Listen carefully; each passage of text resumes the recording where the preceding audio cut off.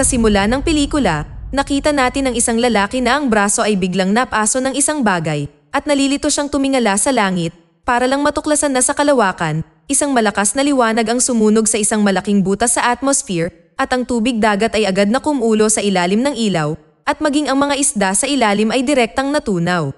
Ang mas nakakatakot ay dumiretso ito sa Golden Gate Bridge. Nang tumama ito, agad na pinutol ang mga pinagtibay na bakal, natunaw ang mga gulong ng mga sasakyan, at ang tulay ay nahiwa sa gitna.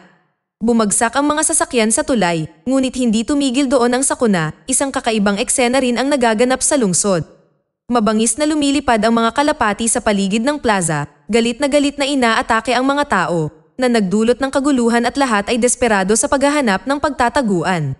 Nataranta ang mga tao, hindi maintindihan kung bakit naging malupit ang mga karaniwang payapang kalapati.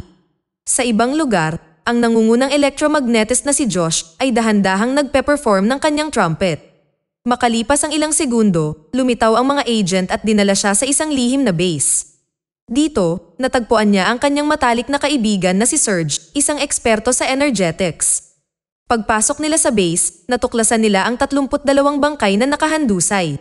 Si Thomas ay nagpakita na ipinaalam sa kanila na ang lahat ng mga taong ito ay namatay ng sabay-sabay. Ang tanging pagkakatulad nila ay ang mga pacemaker na itinanim sa kanilang mga katawan. Dahil sa dami ng mga kakaibang insidente, pinaghinalaan ni Thomas na maaaring gumamit ng energy weapon ang kaaway. Si Josh, sa kabilang banda, ay naninindigan na walang sandata ang makakabuo ng ganoong kalaking battery pulse. Bilang isang eksperto sa electromagnetism, nagsimula siyang maghinala na ang mga kaganapang ito ay nauugnay sa magnetic field ng mundo. Bumalik si Josh sa kanyang lab at nagsimulang magsagawa ng pananaliksik at natuklasan na umaasa ang mga kalapati sa magnetic field ng Earth para sa paglipad.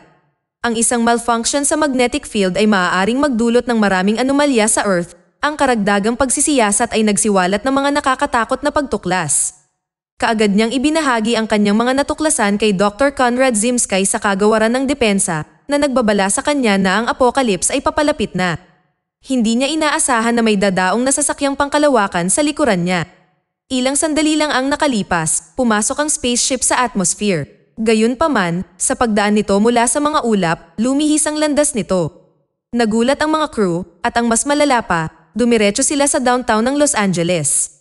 Ang isang emergency landing sa downtown sa oras ng rush hour ay magreresulta sa isang kahindig-hindig na sakuna. Sa 2 minuto lamang upang makarating, si Rebecca, na may malawak na karanasan sa pag-navigate, ay nagmungkahi na lumapag sa isang ilog.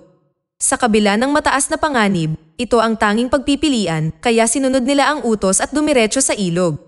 Ligtas silang nakarating salamat sa mahusay na pagmamaniobra ng piloto. Ang serye ng mga anomalya ay nag-alerto sa mga nakatataas sa bigat ng sitwasyon. Nagpatawag si Josh ng isang agarang pagpupulong at ipinaalam sa kanila na ang Earth ay protektado ng isang hindi nakikitang energy field na kilala bilang electromagnetic field. Pinoprotektahan ng field na ito ang Earth mula sa mga cosmic radiation. Ngayon, dahil sa biglaang pagtigil ng daloy ng liquid metal sa core ng Earth, ang proteksyon na magnetic field ay humina at nanganganib na mawala. Kapag nawala ang proteksyon ito, ang mga cosmic ray ay maaaring sunugin ang Earth tulad ng isang patatas sa loob ng ilang minuto. Wala silang maisip na solusyon dahil ang pagpunta sa core na may temperaturang higit sa 9,800 degrees at lalim na 4,000 milya ay lampas sa kakayahan ng tao. Ang pagbabarena ng tao ay umabot lamang sa lalim na 7 milya. Kung paano makarating sa core ang naging pinakamabigat na issue. Nang ang lahat ay tila nawalan ng pag-asa, binanggit ni Dr. Zimsky ang isang tao na maaaring may solusyon.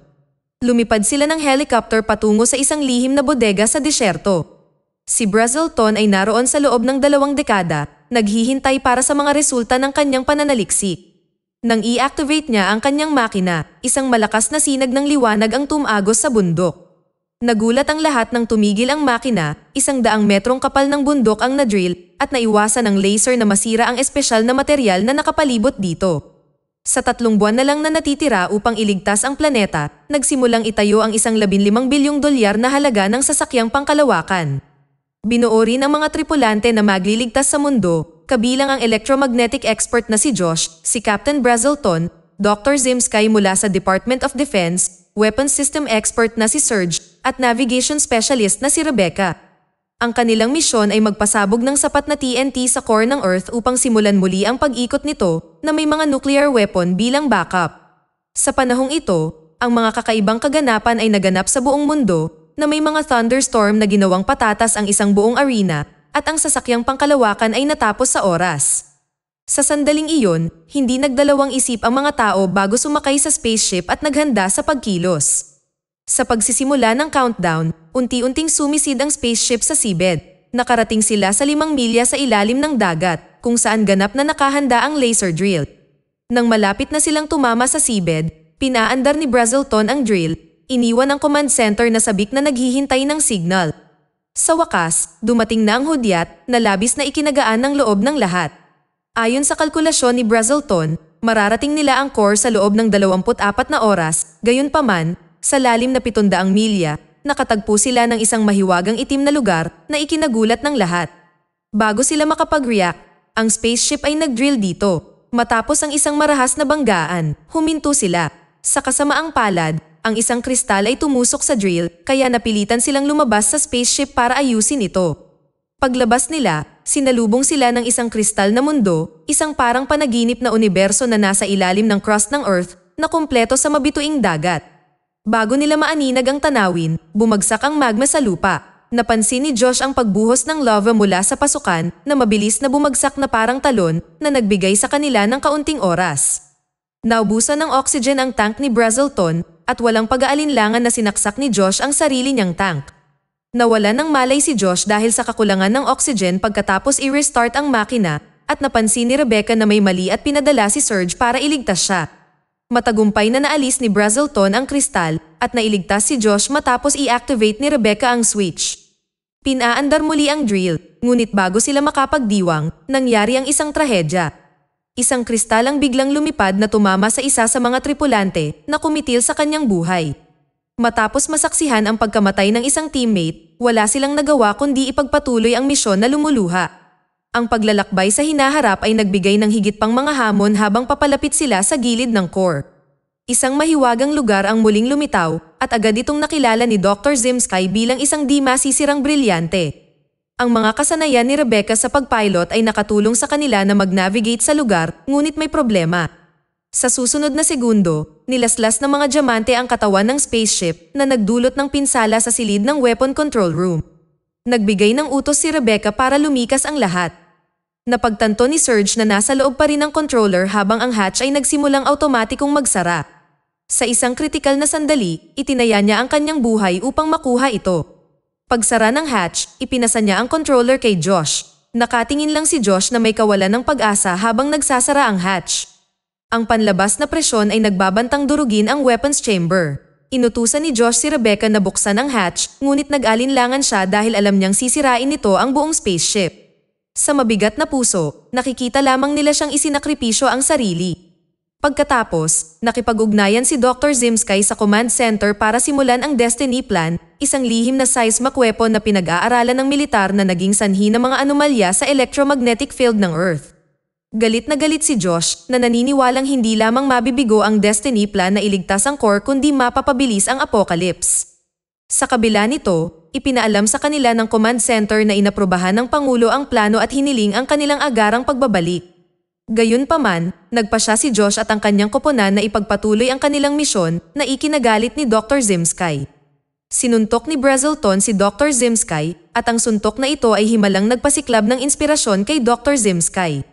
Gumawa siya ng plano na hatiin ang TNT sa 5 bahagi na ilalagay sa iba't ibang silid at ipapakalat sa paligid ng core ng sunod-sunod upang mapakinabangan ang epekto nito upang muling gumana ang core ng Earth. Gayunpaman, isang bagong problema ang lumitaw. Ang ejection mechanism ay maaari lamang patakbuhin ng mano-mano, at ito ay matatagpuan sa loob ng dating nasirang silid na may temperaturang lampas sa 4,000 degrees na tinitiyak na sino mang pumasok ay malulusaw sa ilang segundo. Sa harap ng malagim na sitwasyong ito, nagpasya ang mga tripulante na gumawa ng palabunutan upang matukoy kung sino ang magsasagawa ng misyong ito. Si Brazelton, na siyang may labis na kaalaman sa disenyo ng spacecraft at sa gayo'y may pinakamagandang pagkakataon na magtagumpay, ay tinapos ang bunutan at nagboluntaryo na i-on ang switch. Nang pinindot niya ang switch ng pinto, halos bumagsak siya sa alon ng 5,000 degree na init at agad na natunaw ang tool na hawak niya. Ang bawat hakbang ay napakahirap, ngunit sa udyok ng isang malakas na paniniwala sa misyon, nagawa niyang buksan ang balbula sa kanyang huling natitirang lakas. Kinailangan ni Rebecca na pigilan ang kanyang kalungkutan at pindutin ang ejection switch, walang panahon para sa kalungkutan, kailangan nilang matapos ang misyon ng mabilis. Sinimulan ni Josh at Dr. Zimsky ang oras ng pagpapasabog ng mga bombang nuclear sa bawat silid, habang ang mga silid ay matagumpay na nailabas, ang misyon ay tumatakbo ng maayos, gayunpaman, nang papasabugin na nila ang huling bomba, napagtanto nilang hindi sapat ang lakas nito upang muling paganahin ang core. Pagkatapos ay muling tumama ang isa pang sakuna, isang pagsabog ng enerhiya ang tumama sa sasakyang pangkalawakan, ang bumagsak na bombang nuclear ay nagpabagsak kay Josh at hindi nagawang alisin ni Dr. Zimsky ang bomba.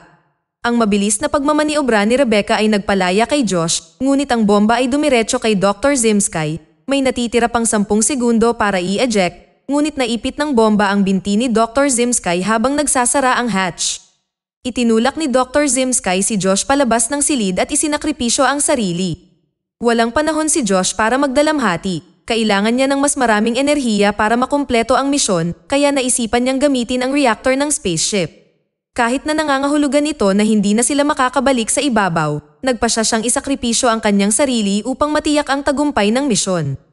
Matagumpay na na-deploy ang huling chamber at nawalan ng enerhiya ang spacecraft, sumabog ang nuclear bomb, tumaas ang temperatura at napagtanto ni Josh na magagamit niya ang mataas na temperatura ng lava upang ma-recharge ang spaceship.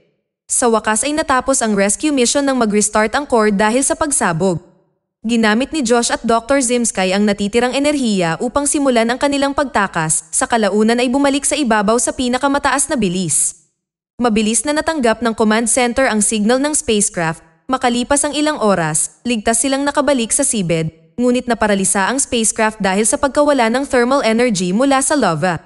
Agad na naglunsad ng rescue mission ang Department of Defense, ngunit sa una ay hindi nila mahanap ang mga ito.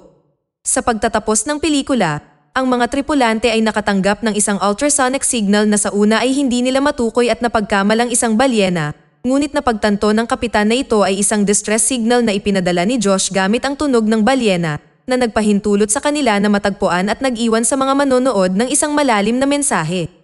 Sana hindi na natin makita ang mga sakuna na inilalarawan sa pelikula dahil ang pagprotekta sa Earth ay responsibilidad ng lahat.